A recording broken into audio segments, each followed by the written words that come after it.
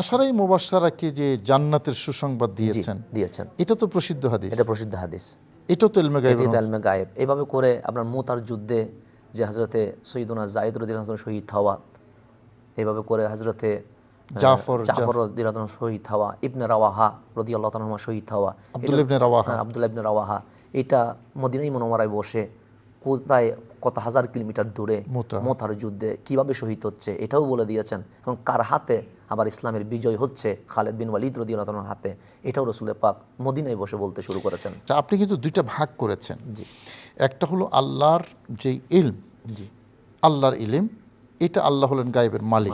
জি। আর আমাদের পেয়ারা নবী রসুল করিম সাল্লাল্লাহু আলাইহি ওয়াসাল্লাম সহ যত নবী এবং রসুল, তাদের ইলম গায়েবটা আল্লাহ কর্তৃক প্রদত্ত। তাহলে দুইটা ভাগ হয়ে গেল। এটা হলো আতাই। জি, রসুল করিম সাল্লাল্লাহু আলাইহি ওয়াসাল্লাম থেকে শুরু করে নবীগণের গুলো হচ্ছে আতাই, আর আল্লাহ তাআলাটা হচ্ছে জাতি। আল্লাহ কারো থেকে ধার করে নেন। এই দুইটার মধ্যে মানে পার্থক্য কি? আল্লাহ তাবারক ওয়া তাআলার যে ইলমে গায়েব, এটা নিজস্ব, কারো থেকে দানকৃত নয়।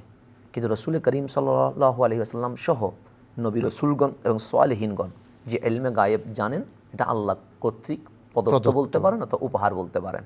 এখন আল্লাহ যদি রসুল করিম সাল্লাল্লাহু আলাইহি ওয়াসাল্লামকে সব কিছু শিখিয়ে দেন, তাহলে উম্মতের তা আপত্তি করার কোনো দরকার ছিল না, বরঞ্চ খুশি হওয়ার দরকার যে এমন রসুল পেয়েছি যিনি সবটাই জানেন।